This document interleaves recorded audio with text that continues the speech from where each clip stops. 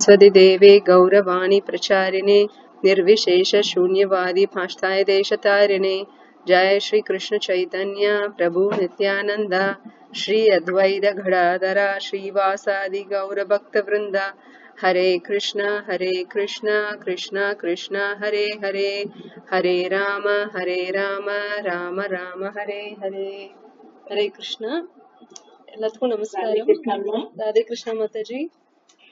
So நம்ம இப்ப பகவத்கீதை 2வது அத்தியாயம் பார்த்துட்டு வரோம். சோ இதுல இன்னைக்கு 20 இதுல பகவத்கீதை பெரிய புத்தகமா இருந்ததுன்னா இருங்க சொல்றேன். கீதையின் உட்பொருள் சுருக்கம் தான் அத்தியாயத்தோட பேரு. 29வது ஸ்லோகம் 121 பக்கம். ஆமாங்க மாதாஜி.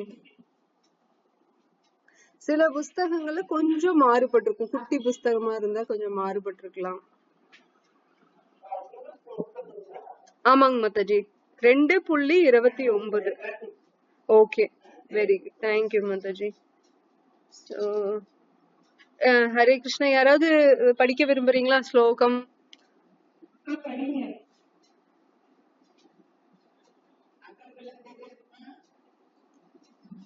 யார் வேணாலும் படிக்கலாம். நீங்க சமஸ்கிருதம் படிக்க வேணாம் அப்படின்னா, முடியல அப்படின்னா மொழிபெயர்ப்பு படிக்கலாம். ஸ்லோகத்தை வேணா நான் படிக்கிறேன். இல்லன்னா ஜெயலட்சுமி மாதாஜி இல்லையா இன்னைக்கு? படிங்க படிங்க.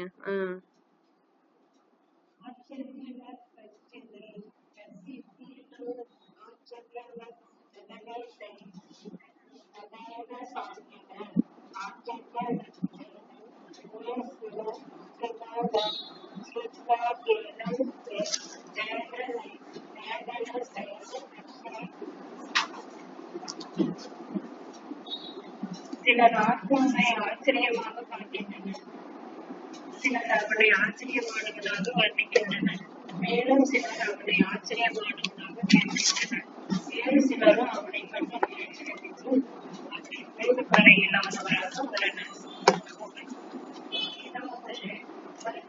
பெரும்பாலும் உபதேசங்களை அடிப்படையாக இதே கருத்தை கடைபிடிப்பதற்கு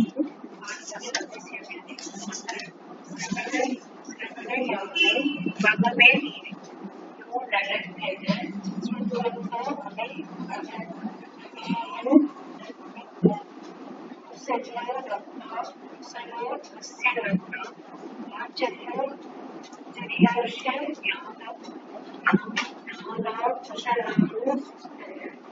மிகப்பெரிய விளக்கத்தை மிகப்பெரிய ஆழப்படுத்திருக்கிறோம்.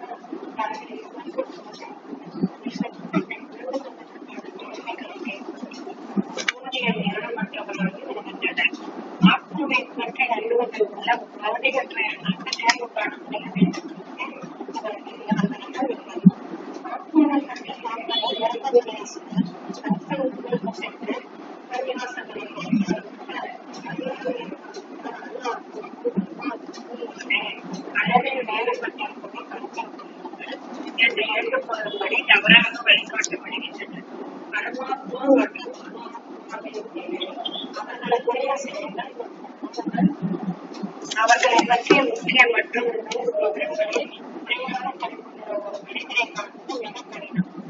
மேலும் ஆற்ற நிகழ்ச்சியின் மூலம் மூலப்பொருள்களுக்கு அதன் நேரிய அதைவிட கடினம். இருப்பினும் ஆத்மா பற்றிய புத்தகத்தை எவ்வாறேனும் ஒருவனால் அறிந்து கொள்ள முடியுமோ அவனது வாழ்க்கை வெற்றி அடைந்து ஏறலாம். ஆத்மா பற்றிய விஷயங்களை மிகப்பெரிய வழிமுறை மற்ற மொழியின் உலகை விலகி செல்லாமல் ஆண்களும் வருமானம்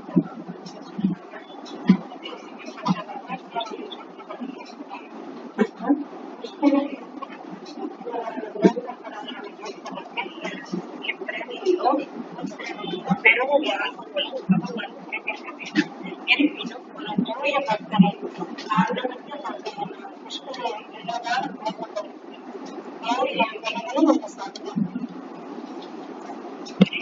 Thank you, Mataji. Hare Krishna. So, இந்த ஸ்லோகத்துல வந்து அந்த ஆச்சரியம் அப்படிங்கிற வார்த்தையை வந்து ரிப்பீட்டடா நம்ம பாக்குறோம் இல்லையா? ஆச்சரிய வத் பஷ்யதி கஷ்யத் ஏனம், ஆச்சரிய வத் வததி ததைவ சான்யஹ, ஆச்சரிய வச்சைனம் அன்யஹ ஸ்ருணோதி ஸ்ருத்வாபி ஏனம் வேதனா சைவ கஷித். சோ ஆச்சரியமான விஷயங்கள், ஏன்னா நம்ம எத்தனை முறை கேக்குறோம், நம்ம ஆத்மா கிடையாது, நம்ம ஆத்மா நம்ம சரீரம் கிடையாது, நம்ம உடல் கிடையாதுன்னு பல முறை நம்ம கேக்குறோம். சரி, இதுதான் நம்மளுக்கு ஃபர்ஸ்ட் டைம்னே வச்சுக்குவோம். இப்பதான் நம்ம பகவத்கீதை படிக்க ஆரம்பிச்சிருக்கோம், இதுதான் முதல் முறையா கேக்குறோம்னே வச்சுக்குவோம். நம்மனால பிராக்டிக்கலா லைஃப்ல அப்ளை பண்ண முடியுமா? நம்ம நடைமுறை வாழ்க்கையில அது அந்த தத்துவத்தை நம்மளால உபயோகப்படுத்த முடியுமா அப்படின்னா கொஞ்சம் கடினம் தான். ஏன்னா அதுக்கு டைம் எடுக்கும் இல்லையா? நம்ம வந்து சரீரம், அதாவது I am not the mind, I am not the body இல்லையா? நான் வந்து இந்த உடலும் கிடையாது, நான் வந்து மனமும் கிடையாது அப்படிங்கிற ரெண்டு விஷயத்தையும் நம்ம நல்லா ஆழமா போட்டு டெய்லிக்கும் அதை சொல்லி சொல்லி நம்ம பழக்கணும். அப்படி என்னதான் பழக்கினாலுமே நம்ம ஸ்டில் நம்ம என்ன நினைச்சிட்டு இருப்போம்னா, நான் வந்து என்னோட மனம்தான் நானு, இந்த உடல் தான் நானுன்னு சொல்லிட்டு இந்த உடலை பராமரிக்கிறக்கும், நம்ம மனசை சந்தோஷமா வச்சுக்கிறக்கும் நம்ம திரும்ப திரும்ப போராடிட்டே இருக்கோம் இந்த உலகத்துல. அதாவது தன்னை யாராவது தவறா நினைச்சுக்கிட்டாங்க அப்படின்னா அவங்களோட கதையை பார்த்தோம்னா அவங்க வந்து சரியாதான் நினைச்சிருப்பாங்க நம்மளை பத்தி. ஆனா நம்மளோட கண்ணோட்டத்துல பார்த்தோம்னா அவங்க நம்மளை தப்பா நினைச்சிருப்பாங்க. அப்ப நம்ம எவ்வளவு பாடுபடுறோம், போராடுறோம், ஐயோ அவங்க நம்மளை தப்பா நினைச்சிட்டாங்க, அவங்கள நம்ம திருத்தி சரியா புரிய வைக்கணும், நான் இந்த நோக்கத்துலதான் செஞ்சேன், அந்த நோக்கத்துல செய்யல அப்படிங்கிறதுக்கு போராடி சொல்லுவோம். அப்படி இருந்தாலும் அந்த போராட்டத்துல நம்மளால தோத்துதான் போயிடுறோம். ஏன்னா அவங்க வந்து அவங்களோட கண்ணோட்டத்துலதான் அவங்க பாக்குறதுக்கு விருப்பப்படுறாங்க, நம்ம கண்ணோட்டத்தான் பார்க்க விருப்பப்படுறோம், நம்மளும் இறங்கி வர்றதில்ல. சரி, அவங்க கண்ணோட்டம் என்ன, எதனால அந்த மாதிரி அவங்களோட கருத்து இருக்கு, நம்மளை பத்தி தவறா நினைச்சிருக்காங்க அப்படிங்கறத வந்து நம்மளும் ஒரு பரந்த மனப்பான்மையோட கேட்கறது கிடையாது. அதே போல அவங்களும் கீழே இறங்கி வர்றது கிடையாது, தான் ஏன் தவறா நினைச்சோங்கிறத வந்து விளக்குறதுக்கும் அவங்க முயற்சி செய்யறது இல்ல, தயாராகிறது இல்ல. இதனாலதான் ஒவ்வொருத்தருக்கும் உள்ள நம்ம மனஸ்தாபங்களை பாக்குறோம். கலியுகத்துல இது ரொம்ப ஏராளமா பார்க்க முடியுது. அந்த காலத்துல சத்தியோகம் ஆகட்டும், திரேத்த யுகமோ துவாபர யுகமோ, அதுல எல்லாம் கொஞ்சம் ஆரியர்னா அந்த சிவிலைஸ்டு பீப்புள்னு சொல்லும் இல்லையா, பண்புள்ள நிலையில எல்லாருமே இருந்தாங்க. முக்காவாசி சத்தியோகத்துலன்னா ஆல்மோஸ்ட் எவ்ரிபடி, எல்லாருமே ஏறத்தால ஒவ்வொருத்தரும் பண்போடதான் இருந்தாங்க. அதனால ஒரு விஷயத்த வந்து தவறுன்னு சொன்னா அதை ஏத்துக்கிற மனப்பான்மை இருந்தது, அதை தவற திருத்திக்கிற மனப்பான்மை இருந்தது. பெரியவங்க சொல்லிட்டாங்க, ஏன் நம்ம சத்தியோகத்துக்கு போகணும்? துவாபர யுகத்திலேயே சத்தியம் முடிஞ்சு திரேத்த முடிஞ்சு துவாபர யுகம் வந்தது இல்லையா, அப்ப அர்ஜுனனே சொல்லுவா அப்படி இந்த மாதிரி பெரியவங்க சொல்றது நம்ம அதை படிச்சிருக்கோம் இல்லையா, ஸ்லோகத்துல வரும். பெரியவங்க சொல்றத எதுக்கு பேசக்கூடாது, அப்ப அவங்க என்ன சொன்னாலும் நம்ம அதை கேட்டுக்கணும். அப்படி இருக்கும்போது எப்படி கொலை செய்யற அளவுக்கு போறதுங்கிற மாதிரி வரும் இல்லையா.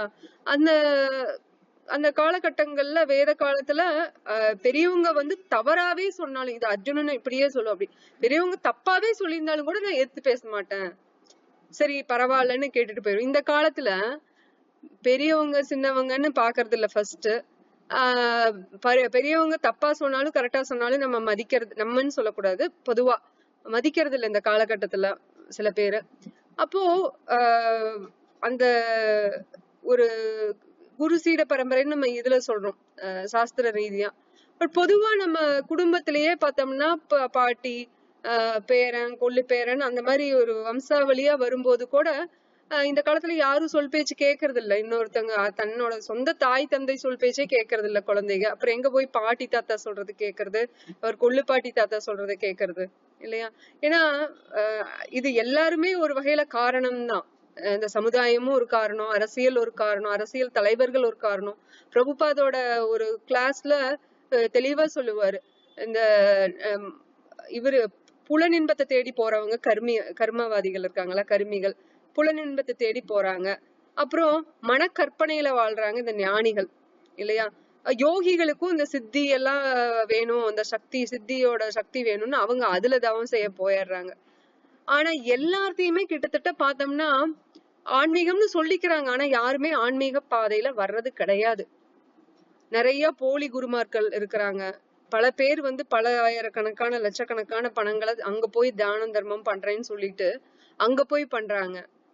அவங்க சாஸ்திர ரீதியா அவங்க விசாரணையும் பண்றது இல்ல. இவங்க உண்மையாவே குருசீட பரம்பரையில வர்றவங்க தானா, சாஸ்திரத்துல இவங்களை பத்தி சொல்லப்பட்டிருக்குதா, இல்ல ஏதாவது ஒரு இண்டிகேஷன் டைரக்டா பேர் சொல்லப்படாது, சாஸ்திரத்துல டைரக்டா சொல்லாது.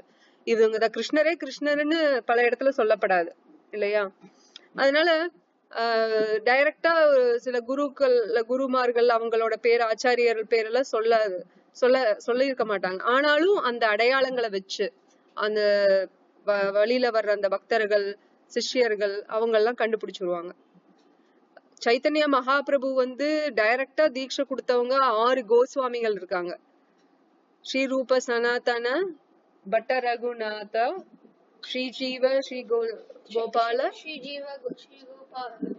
ஜீவ கோபால ரகுநாதா.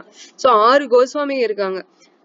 ரூப கோஸ்வாமி, சனாதன கோஸ்வாமி, ரகுநாத் பட்ட கோஸ்வாமி, கோபால் பட்ட கோஸ்வாமி, ஜீவ கோஸ்வாமி, அப்புறம் மறுபடியும் இன்னொரு ரகுநாத் தாஸ் கோஸ்வாமின்னு சொல்லிட்டு 6 பேர் இருக்காங்க. இந்த 6 பேருமே ஆத்ம விஞ்ஞானத்தை பத்தி சொல்லி கொடுக்குறாங்க. எப்படி ஆர்வமா இதை கத்துக்கிறதுன்னு தெளிவா சொல்லி கொடுக்குறாங்க. பல புத்தகங்கள் எழுதியிருக்காங்க. சோ அவங்க கோஸ்வாமி கோதாஸ்னு 2 விஷயம் இருக்கு. நம்ம ஏற்கனவே டிஸ்கஸ் பண்ணியிருப்போம். கோ அப்படின்னா புலன், ஓகேங்களா? கோ சென்சஸ் தான் புலன், இந்திரியங்கள்னு சொல்றோம் இல்லையா? அது கோ தாஸ் அப்படின்னா, தாஸ்னா என்ன? சேவகன். நம்ம புலன்களுக்கு இந்திரியங்களுக்கு சேவகனா இருந்தா கோதாசன். இதே அவங்களுக்கு தலைவனா மாஸ்டரா இருந்தா கோஸ்வாமி இல்லையா? அப்ப இந்த 6 கோஸ்வாமிகளும் புலன்களை கட்டுப்படுத்தி ஆத்ம விஞ்ஞானத்தை மத்தவங்களுக்கு எடுத்து உரைச்சு பகவான் பக்தியை எப்படி செய்யணும்னு நம்மளுக்கு பக்தி ரசாமிர்த சிந்து, உபதேசாமிர்தா அப்படின்னு பல புஸ்தகங்களை நம்மளுக்கு கொடுத்துருக்குறாங்க. அப்போ இதுல எல்லாம் நம்ம படிக்கும் போது நம்மளோட பக்தி ஆர்வம் இன்னும் கூடணும். அந்த மாதிரி இருக்கும் இதெல்லாம் படிக்கும் போது. ஆத்ம ஞானம் இல்ல, ஆத்ம விஞ்ஞானமே. ஞானம்ங்கிறது நம்ம சும்மா ஏட்டல கல்வி கற்றுக்கிறோம்னா அது மட்டும்தான் ஞானம். விஞ்ஞானம்னா அத நம்ம வாழ்க்கையில வழிமுறைப்படுத்துறது, அதுல வர்ற இன்னல்கள் சிக்கல்கள் இதையெல்லாம் நம்ம அத சால்வ் பண்றது, பிரச்சனைகளை எல்லாம் சால்வ் பண்ணி இன்னும் நம்ம முன்னேறி அந்த தளத்துல ஆன்மீக தளத்துல போறது. ஆன்மீகம்ங்கிற பேர்ல சும்மா நம்ம கோயிலுக்கு போறோம், சாமி கும்பிடுறோம், வரோம், அது ஆன்மீகம் கிடையாது. முழுமையான ஆன்மீகம் கிடையாது. எல்லாமே ஞானிகளும் ஆன்மீகவாதிகள்னு சொல்லலாம், சித்த யோகிகளையும் ஆன்மீகவாதிகள்னு சொல்லலாம், கர்மவாதிகள் இருக்காங்களே அவங்களையும் ஆன்மீகத்துல இருக்காங்கன்னு சொல்லலாம். ஆனா முழுமையா இருக்காங்களான்னா இல்ல. ஏன் அப்படின்னா, இப்ப பக்தர்களே கூட ஆத்ம ஞானத்தை நம்ம கடைபிடிக்கல, ஆத்ம ஞானத்தை நம்ம அப்ளை பண்ணலன்னா நம்ம இன்னும் முன்னேறலன்னு தான் அர்த்தம். அதையே அந்த புலனுகர்ச்சியிலேயே நம்ம திரும்ப திரும்ப அந்த சுழற்சியிலேயே சுத்தி தான் வரும். ஒரு விஷயத்த ஆசைப்பட்டுட்டோம் அப்படின்னா அதை நிறைவேற்றுறதுக்காக நம்மளுக்கு உடல் தேவைப்படுது. இந்த உடல்ல அது சாத்தியம் இல்லை. நான் வயன்ல இருந்து பறக்கணும்னு ஆசைப்பட்டுட்டேன், இந்த ஜென்மத்துல என்னால முடியாது. நான் ஆசைப்பட்டதுக்காக அந்த மனசுல ரெக்கார்ட் ஆயிருச்சு, டேட்டா பேஸ்ல போய் ஸ்டோர் ஆயாச்சு. அந்த மைண்ட் இன்டெலிஜென்ஸ் ஈகோன்னு நம்ம படிச்சோம்ல, மனம் புத்தி அகங்காரம்னு அந்த சூட்சும சரீரத்துல போய் ஸ்டோர் ஆனதுக்கு அப்புறம் நான் இறக்கும் போது அதை நினைக்கிறனோ இல்லையோ, என்னோட பெண்டிங்கான அந்த டிசையர்ஸ் இருக்கும் பாருங்க, இன்னும் அந்த நிறைவேறாத ஆசைகள் இருக்கும்ல, அதுக்காக நான் இன்னொரு உடல் எடுத்தாகணும். பறக்கணும்னு ஆசைப்பட்டுட்டேன், பறவையா பிறக்க வேண்டியதுதான் அடுத்தது. எது பறக்குமோ அதுவா பிறக்க வேண்டியது, கர்மாவுக்கு தகுந்த மாதிரி. பூச்சிகளும் பறக்குற பூச்சிகள் இருக்குது, இல்ல பறவைகளும் இருக்கு. அப்ப ஏதோ ஒன்னா பிறந்து அந்த ஆசையை நிறைவேற்றிக்கிறதுக்காக ஒரு உடல். இது மட்டும் இல்லாம நம்மளோட கர்மாக்களுக்கு தகுந்த மாதிரியும் நம்ம உடல் எடுக்க வேண்டியது வருது. பல சமயங்கள்ல நம்ம கர்மாவும் ஆசைகளும் நம்ம சாகும் போது நினைக்கிற விஷயங்கள் எல்லாத்தையும் கம்பைன் பண்ணி ஒரு பாடி அதுக்கு தகுந்த மாதிரி நம்மளோட ஆத்மா அந்த உடலுக்கு போகுது. நம்ம தூங்கணும்னு நினைக்கிறோம், நல்லா சாப்பிட்டு தூங்கணும்னு நினைக்கிறோம், சோம்பேறித்தனமா தான் இருக்கு. சாகும்போது தேனை நினைச்சிட்டு சாப்பிடுறோம். இதெல்லாம் கம்பைன் ஆகி வர்றது எந்த உடலுக்கு வரும்? கரடி உடலுக்கு வருதுன்னு வச்சுக்கோங்க. அப்ப என்னோட ஆத்மா எங்க போகும்? அடுத்தது கரடி, தாய் கரடியோட வயிற்றுல போய் உருவாயிரும், பேபி ஃபார்ம் ஆயிரும். அப்ப நான் ஒரு குட்டி பேபி கரடியா பிறக்க வேண்டியதுதான். அப்ப நான் ஆசைப்பட்டது, என்னோட கர்மா எல்லாத்துக்கும் தகுந்த மாதிரி அந்த ஒரு உடல்ல நான் நிறைவேற்றிடலாம். ஆனா பல சமயங்கள்ல இது நடந்தாலும் இன்னும் சில சமயங்கள்ல எல்லா கர்மா, எல்லா ஆசைகள், அப்புறம் இறக்கும் போது யோசனை பண்ண அந்த எம் வாபி ஸ்மரன் பாவ அந்த ஸ்லோகத்துக்கு தகுந்த மாதிரி நான் சாகும்போது என்ன நினைச்சனோ அதுக்கு தகுந்த மாதிரி பிறக்கிறதுன்னு எல்லாமே ஒரே உடல்ல சூட் ஆகாது இல்லையா? அந்த சமயங்கள்ல நான் பல உடல், அதனாலதான் நம்ம பல ஜென்மங்கள் எடுத்து பிறந்து இறந்து திரும்ப திரும்ப இதுக்குள்ள வந்துகிட்டு இருக்கோம். இப்ப நம்ம ஆத்ம ஞானம்ங்கிறது ரொம்ப முக்கியம். ஆத்மா பரமாத்மா யாரு? ஆத்மாங்கிறது நம்ம, பரமாத்மாங்கிறது பகவான். நமக்கும் பகவானுக்குள்ள இது என்ன, உறவு என்ன அப்படின்னா நித்தியமான உறவு. நம்ம நித்தியமான சேவை. ஏன் கோயிலுக்கு போயிட்டு வந்தா மனசு கிளியர் ஆகுது? ரொம்ப குழப்பத்தோட இருக்கும். நம்ம கோயிலுக்கு போயிட்டு வர்றோம், பிரசாதம் சாப்பிடும் போது ஒரு சந்தோஷம் வருது, பிரசாதத்துல ஒரு திருப்தி கிடைக்குது. அது குட்டியும் இத்தினூண்டுதான் குடுக்குறாங்கன்னு வச்சுக்குவோம், அது கூட நம்மளுக்கு ஒரு சந்தோஷத்தை கொடுக்குது. பிரசாதம் வாங்கிட்டோம்னா என்னமோ கப்பு, வேர்ல்டு கப் வாங்கிட்டு வந்த மாதிரி ஒரு சந்தோஷம். அந்த கோயிலுக்கு போயிட்டு கொஞ்ச நேரம் உட்கார்ந்து எந்திரிச்சு, ஆனா இந்த காலத்துல யாருக்கும் அதுக்கும் நேரம் கிடைக்க மாட்டேங்குது. கோயிலுக்கு போறதுக்கும் நேரம் இல்ல, கூட்டிட்டு போறக்கு ஆள் இல்ல, நம்மனாலையும் முடியறது இல்ல.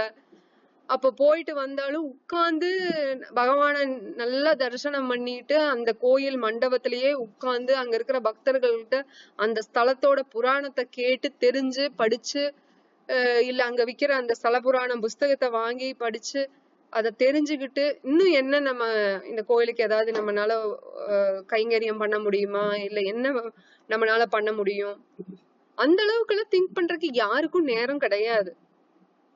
தர்ஷனம் எடுக்கிறோமா, ஒரு மணி அடிச்சுட்டு, அதுவும் கோயிலுக்குள்ள போகும்போதுதான் மணி அடிக்கணும்.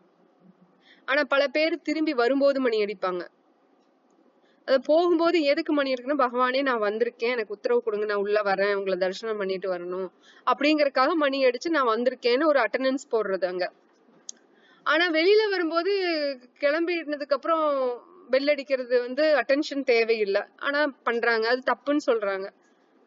சோ அது நம்மளுக்கு அது ப்ராப்ளம் கிடையாது, இது என்னமோ பண்ணிட்டு போறாங்க பக்தர்களோட நம்பிக்கைக்கு. பட் நம்ம சாஸ்திர ரீதியா போய்க்கிறது நல்லது. ஏன்னா நம்ம பெரிய பக்தர்கள் கிடையாது. விதிய மாத்தி நம்ம இயற்கையா பக்தி பண்ணி பகவான் கிட்ட அன்பு செலுத்துற அளவுக்கு முதிர்ச்சியும் பெறல. அப்படிங்கிற பட்சத்துல நம்ம ரோட் ரூல்ஸ், எப்படி நம்ம ரோட்ல போகும்போது ரோட் ரூல்ஸ் ஃபாலோ பண்ணிட்டு, அமெரிக்கால டிரைவ் பண்ணும்போது நம்ம லெஃப்ட் சைட்ல டிரைவ் பண்ணணும் அப்படின்னு சொன்னா பண்ணிட்டு போக வேண்டியதுதான். ஆஸ்திரேலியால ரைட் சைடு அப்படின்னா பண்ணிட்டு போக வேண்டியதுதான். ரூல்ஸ் என்னவோ அதுபடி ஃபாலோ பண்ணிக்கலாம். இப்ப ஆஸ்திரேலியால வண்டி ஓட்டும் போது உங்களுக்கு பெருசா எந்த ஒரு இதுவுமே டிராபிக்குமே இருக்காது. டிராபிக் இருக்கலாம், பட் அவங்கவுங்க லைன்ல போறதுனால அவங்களுக்கு எந்த தொந்தரவும் இருக்காது. நம்ம பாட்டுக்கு க்ரூஸ் மோடுன்னு சொல்லுவாங்க இல்லையா, அது பாட்டுக்கு வண்டி ஆட்டோமேட்டிக்கா போகும். நம்ம சும்மா பாத்துக்கிட்டு இருந்தா போதும், அதுவே வண்டி நேரா போய்கிட்டு இருக்கும். சும்மா லைட்டா திருப்பினா போதும். ஏதாவது பெண்டு வந்ததுன்னா லைட்டா ஸ்டேரிங் வீல திருப்பினா போதும். ரொம்ப எல்லாம் இது பண்ண வேண்டியது இல்ல, நம்ம அலட்டிக்க வேண்டாம்.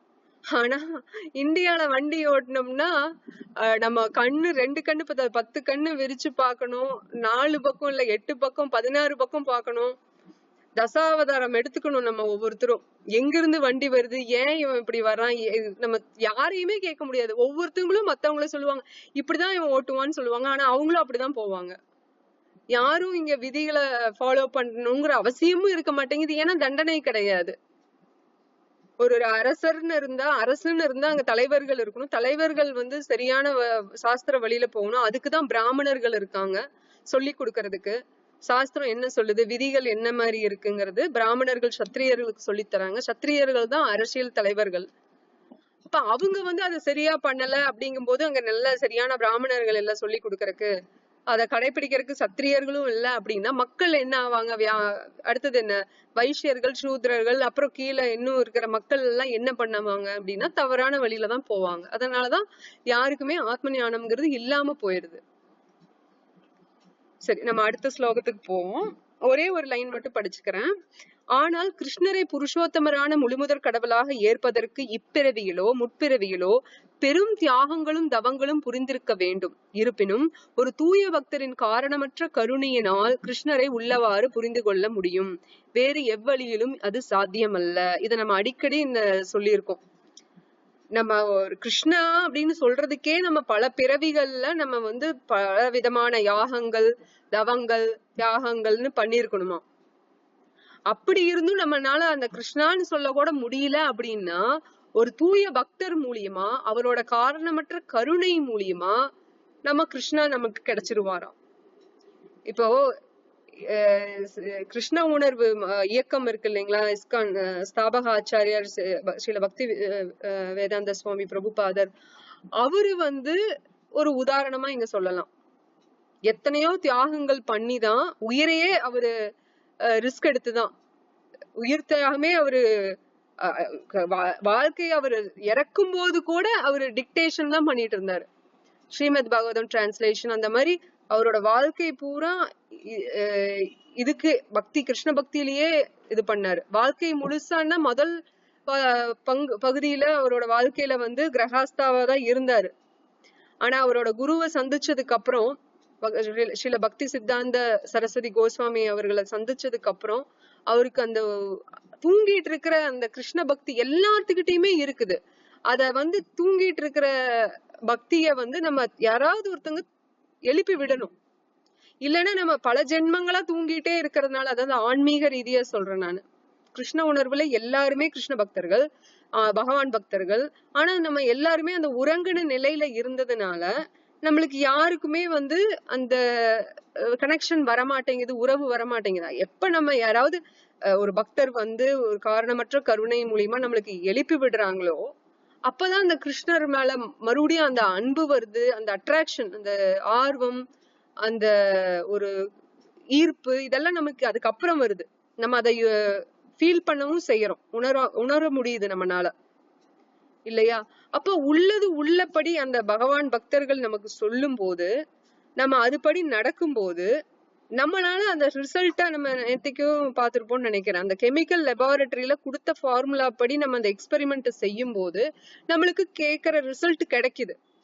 அப்படி கிடைக்கலன்னா நம்ம ஏதோ ஒண்ணு தப்பு பண்ணிருக்கோம், ஏதோ ஒரு அளவுல நம்ம ஒரு தவறுகள் பண்ணிருக்கோம்னு அர்த்தம், ஒரு சில தவறுகள் பண்ணிருக்கோம்னு அர்த்தம் அப்படின்னு புரிஞ்சுக்கலாம்.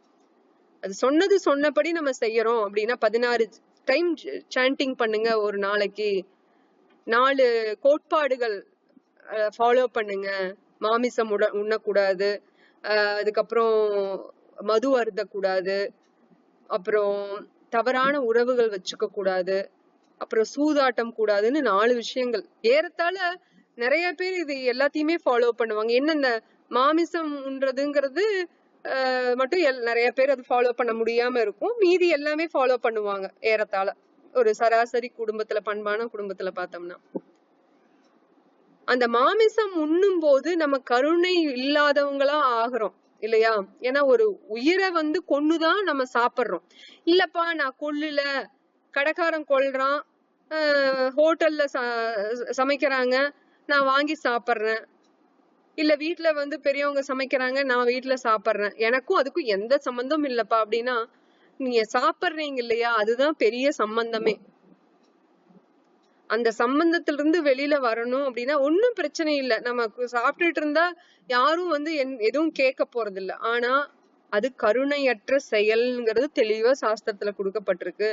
அது மூலியமா நம்ம பாவங்களை மேலும் மேலும் சேர்த்துறோம் அப்படிங்கறதும் கொடுக்கப்பட்டிருக்கு. இப்ப நம்ம பாவத்தை கழிக்கிறதுக்கு குளம், கோயில், குளம்னு போயிட்டு வந்துட்டு இருக்கோம்னு வச்சுக்கோங்களேன், இந்த பரீட்சித் மகாராஜ் கேட்பாரு சுகதேவ் கோஸ்வாமி கிட்ட, யானை, அதுக்கு உதாரணம் இத சொல்லுவாங்க. அதாவது பிராயச்சித்தம்னு சொல்லிட்டு போய் நம்ம பண்றோம், ஒரு தவறு செஞ்சுட்டோம், பிராயச்சித்தம்னு போய் ஒரு கோயில்லையோ இல்ல ஒரு யாகமோ ஏதோ ஒண்ணு, வீட்டுல யாகமோ இல்ல கோயில்லையோ ஏதோ ஒண்ணு பண்றோம் பிராயச்சித்தம். ஆனா வெளியில வந்ததுக்கு அப்புறம் திருப்பி போய் பண்றாங்களே தவறுகளை, அவங்களுக்கு தெரியுது அது தவறுன்னு, திருந்தி வாழணும்னு அவங்க முயற்சி செய்யறது கிடையாது. நான் பண்ண தவறுக்கு நான் பிராயச்சித்தம் செஞ்சுக்கிறேன் அப்படின்னு சொல்லி பண்றாங்க. அப்புறம் திருப்பியும் போய் பண்றாங்களே அதே தவிர அப்படின்னா, இது எப்படி இருக்குன்னா, இதுக்கு உவமை கொடுக்கப்பட்டிருக்கு. யானை குளிக்கும், ஆத்துல நல்லா குளிக்கும், அந்த குளத்திலயோ ஆத்துலயோ. அது அழகா ஜாலியா என்ஜாய் பண்ணி ஷவர் மாதிரி அதனோட தும்பிக்கையில தண்ணி எடுத்து ஊத்தி விளையாடும். வெளியில வந்த உடனேயே மண்ணை தூக்கி மேல போட்டுக்கும். தன் தலையிலேயே மண்ணை வாரி போட்டுக்கிறியே அப்படின்னு சொல்லுவாங்க, ஒரு பழமொழி மாதிரி கூட சொல்லுவாங்க இல்லையா. அது யானைகள் பண்ணும். அதுக்கு அறிவியல் ரீதியா காரணங்களை விடுங்க, அதுக்கு பூச்சி வராம இருக்கறதுக்கு அது போடலாம் ஏதோ ஒண்ணு. ஆனா அது பாக்குறதுக்கு ஒரு நல்ல செயலா தெரியுமா? கிடையாது. ஒரு குளிச்சுட்டு வந்துட்டு திருப்பி போய் மண்ணை போட்டுக்கிறதுங்கிறது ஒரு முட்டாள்தனமான செயல் மாதிரி இருக்கும் இல்லையா. அததான் சாஸ்திரமும் சொல்லி கொடுக்குது நம்மளுக்கு. ஸ்ரீமத் பகவதத்திலயும் அதுதான் இருக்கு, பகவத்கீதையிலயும் அதுதான் இருக்கு. வெஜிடேரியன் ஃபுட்டையே நம்ம நெய்வேத்தியம் பண்ணாம சாப்பிட்டா பாவத்தை தான் நீ சாப்பிடுறேன்னு 3வது அத்தியாயத்துல ஒரு ஸ்லோகம் வரும். அப்படி இருக்கிற பட்சத்துல நம்ம எப்படி ஒரு மாமிசத்தை சாப்பிட முடியும் அப்படிங்கறது நம்மளே கேட்டுக்கலாம். இல்ல எனக்கு உடல்நிலை பிரச்சனையா இருக்கு, நான் இதை சாப்பிட்டாதான் நான் உயிர் வாழ்வேன் அப்படின்னு சொன்னா, உங்களோட மனசாட்சின்னு ஒண்ணு இருக்கு இல்லையா, நம்ம எல்லாத்துக்கும் மனசாட்சி இருக்கு, அதுபடி நடந்துக்க வேண்டியதுதான். இது மூலியமா தான் நான் இது பண்றேன் அப்படின்னா, வேற வழியே இல்லை அப்படின்னா சரி. பட் அதுவும் சரி தப்புங்கிறது நான் சொல்றது இல்ல, நான் யாரு சொல்றதுக்கு, சாஸ்திரம் சொல்றதுதான் நம்ம சொல்ல முடியும். பட் முடிஞ்ச அளவுக்கு நம்ம வேற எதுல நம்மளுக்கு சக்தி கிடைக்குது, நம்மளுக்கு அந்த சக்தி புரதச்சத்து வேணுமா என்ன வேணுங்கிறது அது வேற எதுல கிடைக்குதுன்னு பாத்துக்கலாம். ஆனா இது ஒரு மாயையில ஒரு வகையான வலைதான் இது. அந்த ரெவென்யூஸ் எல்லாம் அனலைஸ் பண்ணி பார்த்தோம்னா, இந்த ஸ்லாட்டர் ஹவுஸ்ன்னு சொல்லுவாங்க இல்லையா, அந்த மாமிசத்தை இது பண்ற ஃபேக்டரிஸ் எல்லாம் பாத்தீங்கன்னா, அதனோட வரி, இன்கம், ரெவென்யூ, கவர்மெண்ட்டுக்கு கிடைக்கிற ரெவென்யூ ஆகட்டும், பொதுவா அந்த கேபிட்டலிஸ்டுக்கு, அந்த முதலாளிகளுக்கு கிடைக்கிற இதாகட்டும், இன்கம் ஆகட்டும், அந்த வருமானம் ஆகட்டும், இதெல்லாம் ரொம்ப ஏகப்பட்டது. அதனாலதான் இன்னுமே சில விஷயங்களை தடுக்காம இருக்குது அரசியல் எல்லாம். தவறு உடல்நிலைய பாதிக்கப்படுது, இது சமுதாயத்தை பாதிக்கப்படுது, நம்மளோட எக்கோசிஸ்டம், நம்மளோட கிரீனரி எல்லாம் பாதிக்கப்படுது இல்லையா, காடுகள், நம்மளோட கிளைமேட்டு, இதெல்லாமே மாறுது அப்படின்னு தெரிஞ்சுமே அவங்க விட்டுட்டு இருக்காங்க. மரம் வெட்டுறதாகட்டும், புலால் உண்றதாகட்டும், அதுக்கு உண்டான ஃபேக்டரிகள் ஆகட்டும், தவறான வழியில பால் கறக்கிற முறையாகட்டும் பசுக்களுக்கு இருந்து, இது எல்லாத்தையும் விட்டுட்டு இருக்காங்க. ஏன்னா அதுல வர்ற வருமானம் ஒரு மாயையான ஒரு விஷயம், வலையில மாட்டிக்கிட்டு இருக்காங்க. அதனால கர்மாவாவது ஒன்னாவது, எனக்கு இப்ப நாக்கு ருசிக்கு எனக்கு ஒரு உணவு கிடைக்குதா, நான் சாப்பிடுறேன், அது பின்னாடி அனுபவிக்காது அது அப்புறம் பாத்துக்கலாம்னு போயிடுறாங்க. இது ஒரு ஆன்மீகம் அறியாமைன்னு சொல்லணும். ஆன்மீகத்தை பத்தி அறியாமையில இருக்காங்க. ஆத்மாங்கிறது ஒரு சின்ன சைஸ்ன்னு பாத்துட்டோம், அது பெரிய யானைக்குள்ளயும் இருக்கு, சின்ன ஒரு எறும்புக்குள்ளயும் இருக்கு. ஆனா அதனோட சக்தி ஒண்ணுதான் இல்லையா, சச்சிதானந்தம் அப்படிங்கிறது தான் அதனோட சக்தி. அந்த உடலுக்கு தகுந்த மாதிரி அது செயல்கள் மாறுதே தற்காலிகமா தவிர அதனோட உண்மையான செயல்கள் வேற, பகவான் பக்தி தான். சரி, அடுத்த ஸ்லோகம் போவோம். 2.30.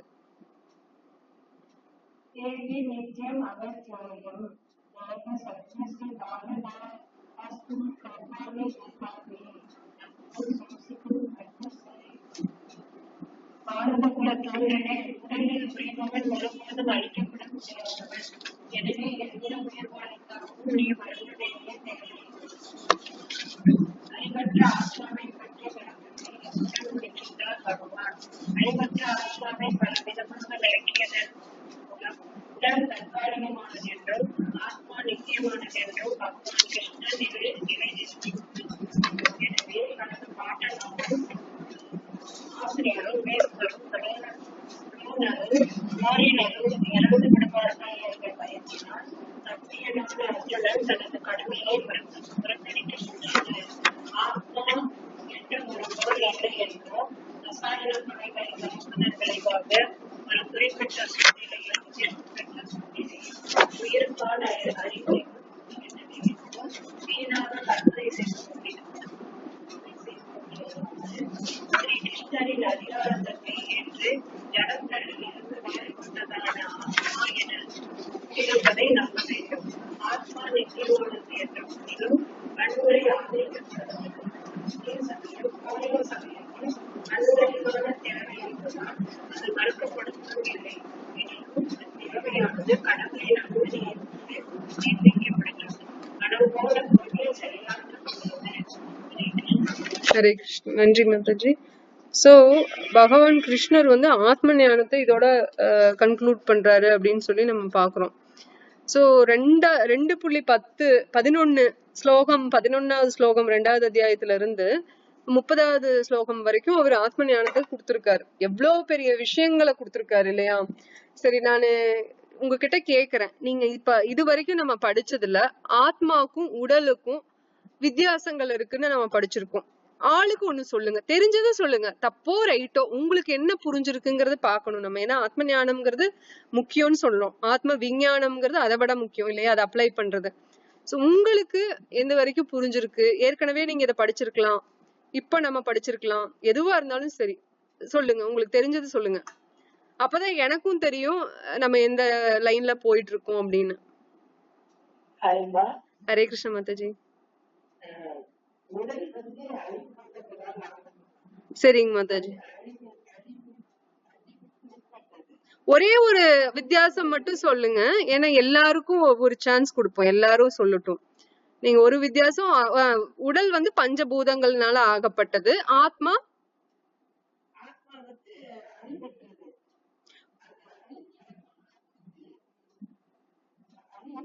எதால ஆக்கப்பட்டது?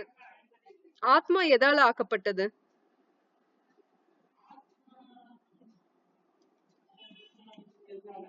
மூணு விஷயங்கள் இருக்கு அதுலன்னு சொல்லி இருக்கோம். இப்ப சொல்லும் போது கூட அந்த ஸ்லோகத்துல முடிச்சோம், அதோட போன ஸ்லோகத்துல. பரவாயில்ல மாதாஜி, சூப்பரா சொன்னீங்க. வேற யாருக்காவது தெரியுமா ஆத்மா எதால ஆக்கப்பட்டதுன்னு சொல்லிட்டு? அது வந்து உடல்ல வந்து 2 வகையான உடல் மாதாஜி, சூழ சரீரம், சூட்சும சரீரம். நீங்க சொன்னது வந்து பதில் வந்து உடல்ல சூட்சும சரீர 3ஆல ஆக்கப்பட்டது, அதுதான் நீங்க சொன்னது, மனம், புத்தி, அகங்காரம். Very good, very good. இப்போ ஆத்மா 3ஆல ஆக்கப்பட்டிருக்கு. வேற யாராவது ட்ரை பண்றீங்களா? சொல்லுங்க பிரபு. 3 விஷயங்கள் அது.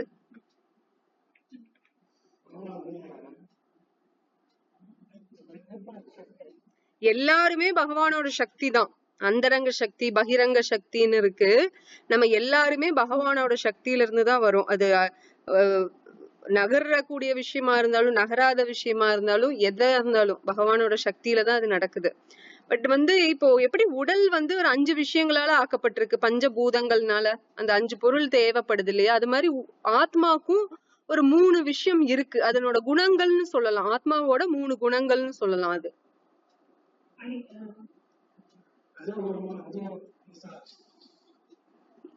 அதாவது அது உடலுக்கு சம்பந்தப்பட்டது, அது மனம் உடலுக்கு சம்பந்தப்பட்டது. சத்துவகுணம், ரஜகுணம், தமகுணம் அப்படிங்கிறது நம்ம உடல் மூலியமா செயல்படுற விஷயங்கள்.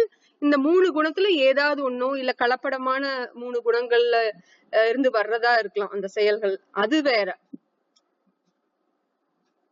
க்ளூ வேணுமா யாருக்காவது?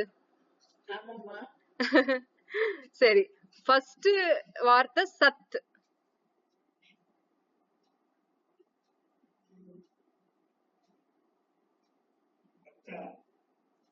ஓகே, நானே சொல்லிடுறேன். சத் சித் ஆனந்தம். பகவானும் சச்சிதானந்தம் தான், நம்ம ஆத்மாவாகிய நம்மளும் சச்சிதானந்தம் தான். சத் அப்படின்னா என்னன்னா நித்தியமானது. சித் அப்படிங்கிறது ஃபுல்லா அறிவு. ஆனந்தம் அப்படிங்கிறது எப்பவுமே அது சந்தோஷமா தான் இருக்கும் ஆத்மா. இப்போ உடல்ல சிக்கிக்கிட்டதுனால நம்ம ஒரே வசனமா இருக்கு, நம்மளுக்கு பல கவலைகள் வந்து போகுது, உடல் சோர்வுன்னு பல விஷயங்கள் உடலை சார்ந்துதான் இருக்கே தவிர ஆத்மா எப்பவுமே நம்ம சில விஷயங்கள் பண்ணும்போது சொல்லுவோம்ல ஆத்மா திருப்தியா இருக்கு அப்படிம்போம். அது வந்து அந்த ஆத்மா கூட சில விஷயங்கள் சம்பந்தப்பட்டிருக்கு. அது முக்கியமான விஷயம் ஆன்மீகம், பகவானோட உறவு.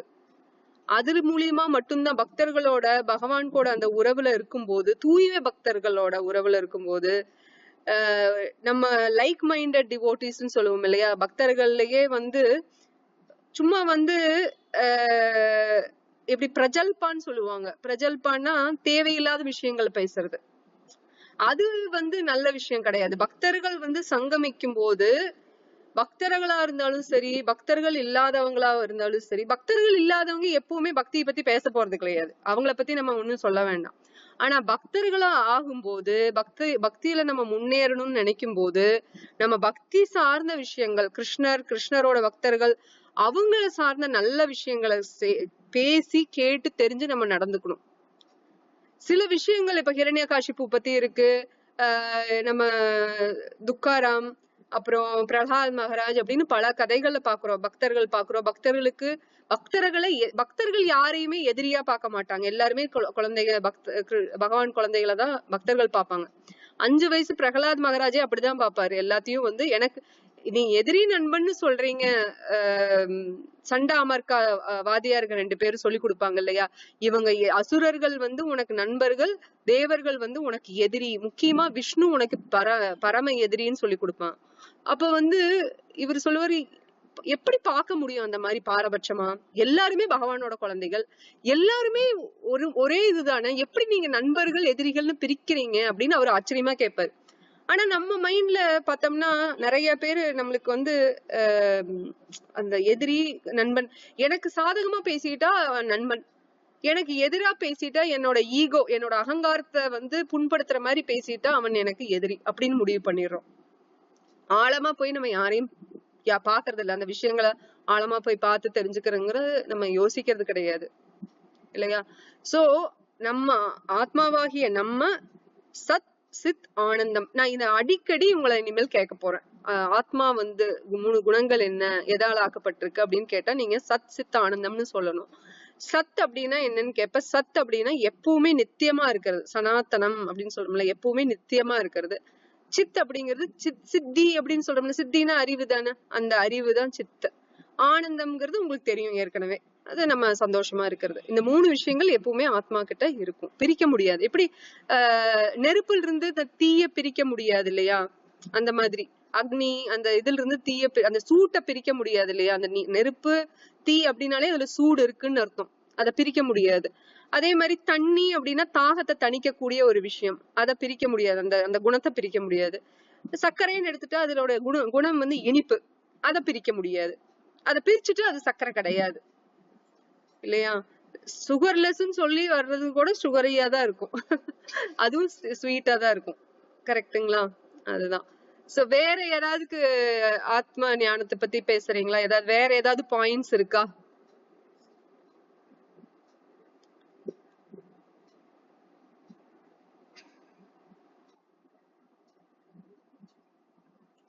ஆத்மாக்கும் உடலுக்கும் சொல்லுங்க.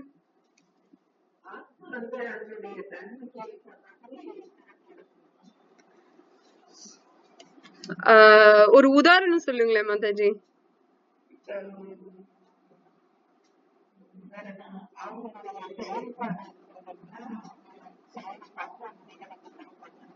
ஆத்மா பிறப்பெடுக்குமா இல்ல உடல் பிறப்பெடுக்குமா?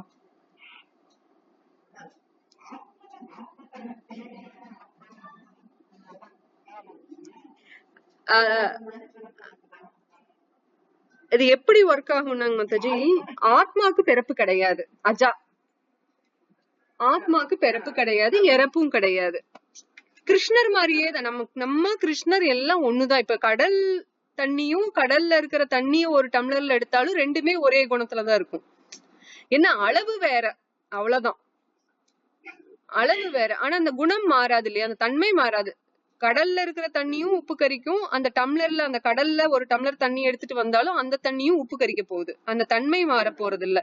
லேப்ல கொடுத்து நம்ம டெஸ்ட் பண்றோம், இதுல எத்தனை சால்ட் குவான்டிட்டி இருக்கு, உப்புத்தன்மை எவ்வளவு இருக்கு, எத்தனை சதவீதமோ இதே இதுல அதே சதவீதம் தான் காமிக்கும். ஆனா அதனோட அளவு பாத்தீங்கன்னா கடலுங்கிறது பெரிய அளவு, டம்ளர்ல இருக்கிற தண்ணிங்கிறது சிறிய அளவு. அதனால அது வேற, அளவு வேற. அதே மாதிரிதான் பகவானோட குணங்கள் நம்ம குணங்கள் எல்லாமே ஒண்ணுதான். அவரும் சச்சிதானந்தம், நம்மளும் சச்சிதானந்தம்.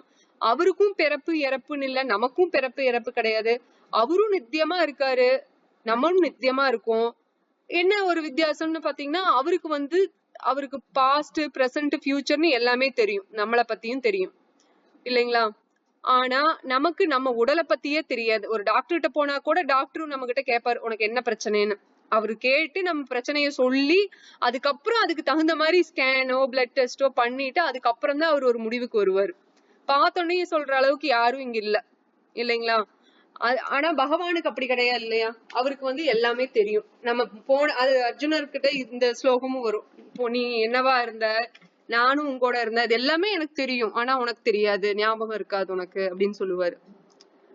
இப்ப நம்ம ஆத்மாவாகிய நம்ம ஒரு உடல்ல இருக்கும். அந்த உடல்ல இருக்கும் போது சில கர்மங்கள் செய்யறோம். அது நல்ல கர்மங்கள் தீய கர்மங்களா இருக்கலாம். கர்மா அகர்மா விகர்மான்னு இருக்கு இல்லையா. அதுல கர்மங்கள் நல்ல கர்மங்கள் கர்மான்னு சொல்றோம். வி கர்மா அப்படின்னா கெட்ட விஷயங்கள் செய்யறது. ஆ கர்மா அப்படின்னா அது பக்தி. இதுல எல்லாமே கலந்து கூட செய்யலாம். அதுக்கு தகுந்த மாதிரி அந்த ஆத்மா என்ன பண்ணும்னா இந்த உடலை விட்டுட்டு அது தேடி போகாது. அந்த ஆத்மாக்கு அந்த கர்மாவோட விதி பிரகாரம் ஆட்டோமேட்டிக்கா ஒரு உடல் கொடுக்கப்படும்.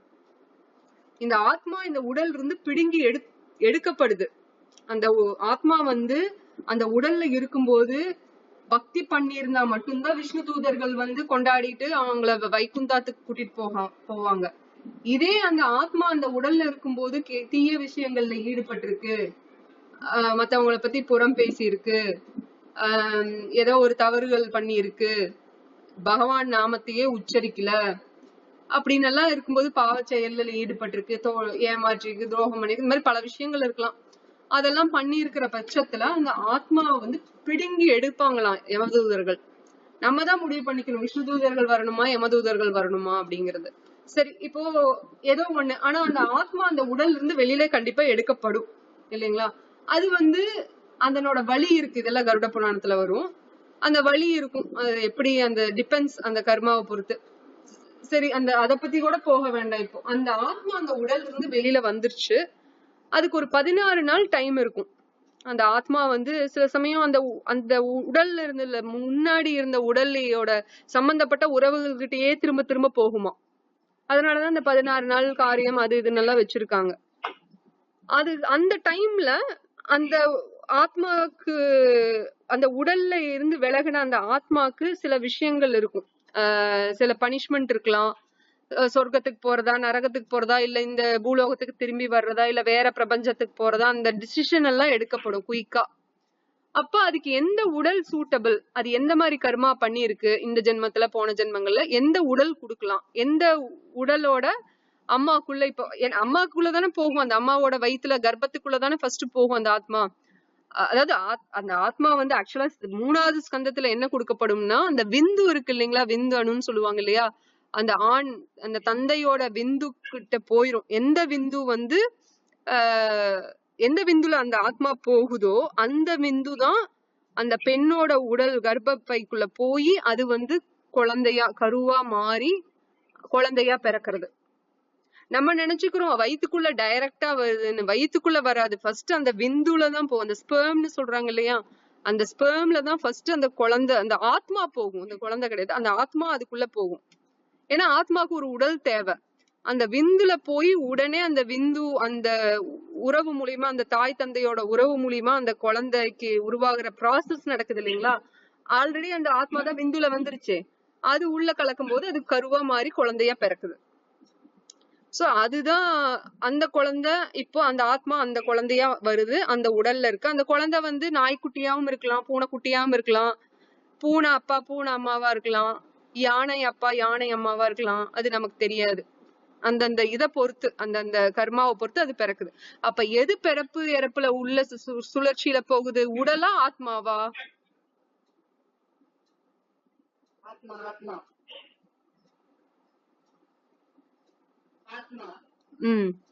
இப்ப அந்த உடல் குள்ள போயிட்டு போயிட்டு வர்றது ஆத்மா இல்லைங்களா? ஒவ்வொரு உடல்ல மாறி மாறி போறது அந்த ஆத்மா.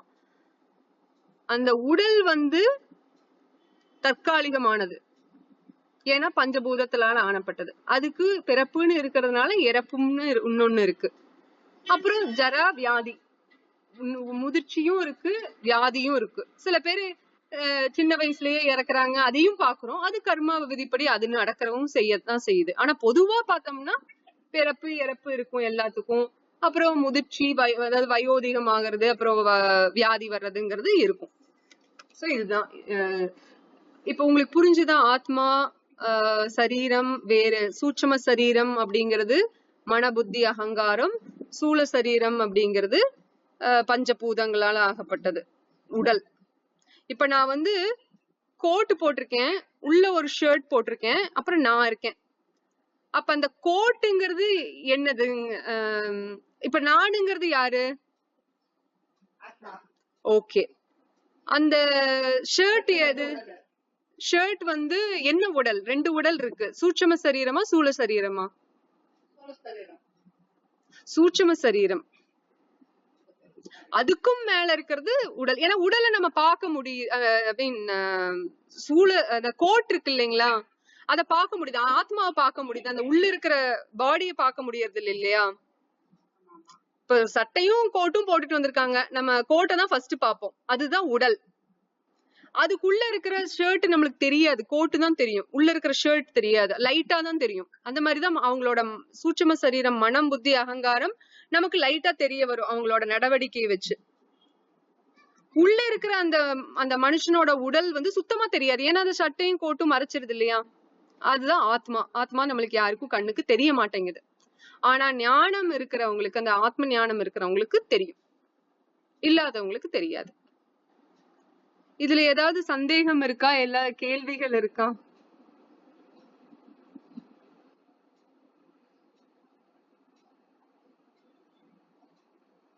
இன்னைக்கு கொஞ்சம் டெக்னிக்கலா போயிட்டமா? குழப்பிட்டனா இல்ல எப்படி?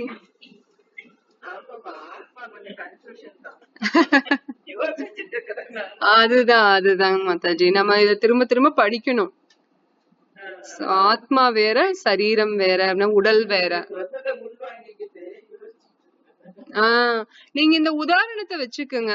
கோட்டு ஷூட் போட்ட ஒரு, அதாவது கோட்டுன்னா இப்ப ஓவர் கோட் இருக்கு இல்லைங்களா, அது உள்ளுக்குள்ள ஒரு சட்டை, அப்புறம் ஒரு ஆளு, அந்த மாதிரி நான் சொல்லுங்க. பரவாயில்லைங்க மாதாஜி, ஃபர்ஸ்ட் நம்ம புரிஞ்சுக்கலாம், அதுக்கப்புறம் நம்ம மெதுவா மத்தவங்களுக்கு சொல்லி தரலாம். நம்ம புரிஞ்சுக்கிறது தான் முக்கியம். அப்பதான் நாளைக்கு யாராவது கன்ஃபியூஸ் பண்ணாலும் நம்ம ஸ்ட்ராங்கா நிப்போம், இல்ல இதுதான் அர்த்தம் அப்படின்னு. குழப்பி விடுறதுக்குன்னே நிறைய புஸ்தகங்கள் வருது, அத படிச்சீங்கன்னா நல்லா ஈஸியா குழம்பிடலாம் வேணும்னா. ஆத்மா ஒரு மனுஷன், அதுக்கு மேல இருக்கிற சட்டை சூட்சும சரீரம், மனம் புத்தி அகங்காரமால ஆகப்பட்டது. அந்த கோட்டு டாக்டர் ஒரு உதாரணம் எடுத்துக்கிட்டோம்னா, டாக்டர் கோட்டு சூழ சரீரம், பஞ்சபூதங்களால ஆகப்பட்டது. உள்ள இருக்கிற ஷர்ட் சூட்சும சரீரம், மன புத்தி அகங்காரால ஆகப்பட்டது. உள்ள டாக்டர் பையன் இருக்காங்க பாத்தீங்களா, அந்த அவரோட உடல், அதுதான் ஆத்மா. அது சச்சித்தானந்தமால ஆக்கப்பட்டது. இத நம்ம ஞாபகம் வச்சுக்கலாம். ஏதாவது மறந்தா கூட இந்த ஊமையை கொண்டு வந்து நம்ம திருப்பி ஞாபகப்படுத்திக்கலாம். புரிஞ்சுதுங்களா? சரி நம்ம இது ரொம்ப நன்றி. இதோட கிளாஸ் முடிச்சுக்கலாங்களா, இல்ல அடுத்த ஸ்லோகம் போலாமா?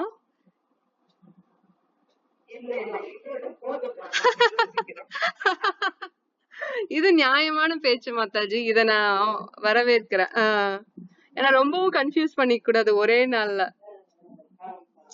சரி, ரொம்ப நன்றி. நம்ம இதோட முடிச்சுக்கலாம். நாளைக்கு 31வது ஸ்லோகம் பார்க்கலாம் மாதாஜி. ராதே கிருஷ்ணா மாதாஜி. ஹரே கிருஷ்ணா. தேங்க்யூ. श्रील प्रभुपाद की जय। श्री भगवत गीता की जय। हरे कृष्णा प्रभु।